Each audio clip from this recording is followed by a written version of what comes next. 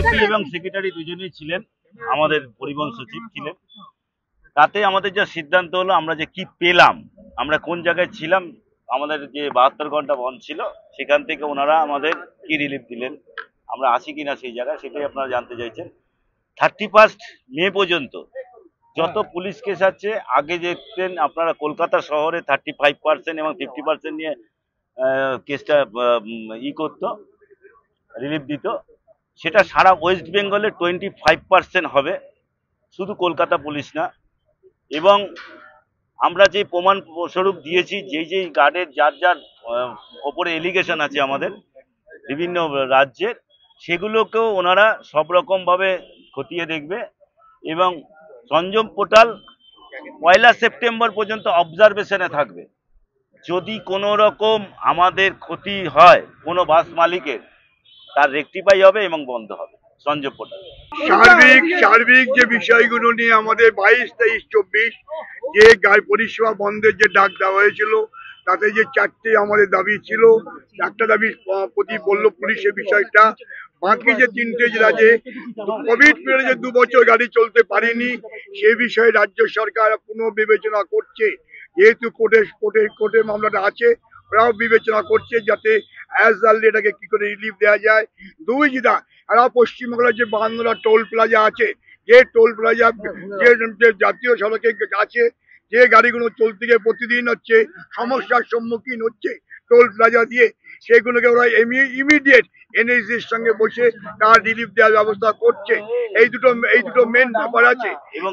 এবং সেই সঙ্গে সঙ্গে আমরা যে ভাড়া বৃদ্ধি বিষয়ে যে দাবি দীর্ঘদিন ধরে করে এসেছি, সে বিষয়ে একটা আলোচনার পর্যায়ে যাওয়ার চেষ্টা হচ্ছে। এবং এই সবগুলোর মধ্য দিয়ে পুলিশ এবং এগুলোর মধ্য দিয়ে আমরা যেটা আলোচনা যেটা উঠে এসছে, তার পরিপ্রেক্ষিতে আমরা আলোচনা আমাদের আপাতত 22, 23, 24 যে আমরা পরিষেবা উদ্যোগ করার পর দিয়েছিলাম, এটা আপাতত সেপ্টেম্বর মাস পর্যন্ত আমরা ডেপার্ট করলাম। সেপ্টেম্বর মাস পর্যন্ত যে না, সেপ্টেম্বর যেহেতু বলেছে সেপ্টেম্বর মাস পর্যন্ত পোর্টাল সংযুক্ত পোর্টাল দেখবে, সেহেতু আমরা সেপ্টেম্বর মাস পর্যন্ত এটাকে ডেপার্ট করলাম। আমরা এই 3 মাসের মধ্যে দেখবো এই ভূমিকাগুলো কতদূর কি হয়, তারপরে আমরা আবার বিবেচনা করব। এবং আজকে যে মিটিং হয়েছে, যারা যেই সংগঠনগুলো বন্ধ রেখেছিল তাদের সাথেই বসেছে, অন্য সংগঠনকে আমরা অ্যালাউ করিনি। এবং আমরা বলেছি যে আমাদের দাবি যতক্ষণ না মানা হবে ততক্ষণ পর্যন্ত আমরা স্টিল নাও একই জায়গায় ছিলাম। এবং পুলিশ কমিশনার আশ্বাস দিয়েছেন, এবং এনএইচে যে টোটো অটো উঠে যাচ্ছে সেগুলোকেও দেখবে। এবং 24 পরগনা এলাকায় 24 পরগনাতে অটোতে সামনে 2 জন করে নিয়ে চলছে, 5 জন করে, সেগুলো নিয়ে দেখবে।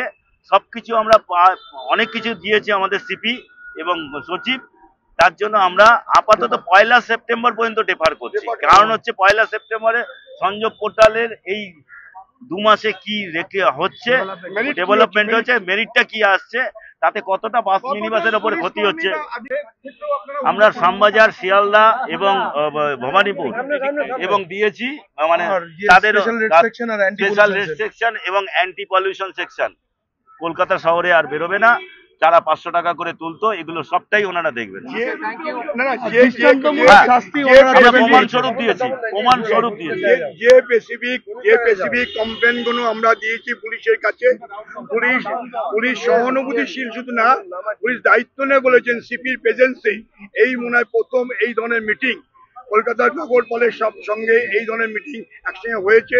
তিনি দায়িত্ব নিয়ে, সিপি নিজে দায়িত্ব নিয়ে বলেছেন যে স্পেসিফিক কমপ্লেন গুলো দিয়েছেন, সেই কমপ্লেন গুলো আমরা ঠিক সেইভাবেই আমরা বিবেচনা করব। আপনাদের আশ্বস্ত করছি, আপনারা যেমন পরিষেবা দেন, আপনাদের পরিষেবা দেওয়ার জন্য আমরা আপনাদেরকে সাহায্য করব। তারই পরিপ্রেক্ষিতে সেই আশ্বস্ত হয়ে পরিবহন সচিব এবং মাননীয় পুলিশ কমিশনারের আশ্বস্তে আমরা নগরপালের 22, 23, 24 যে পরিষেবা আমরা দেবো না বলেছিলাম, এটা আপাতত সেপ্টেম্বর পর্যন্ত আমরা ডেপার্ট করলাম।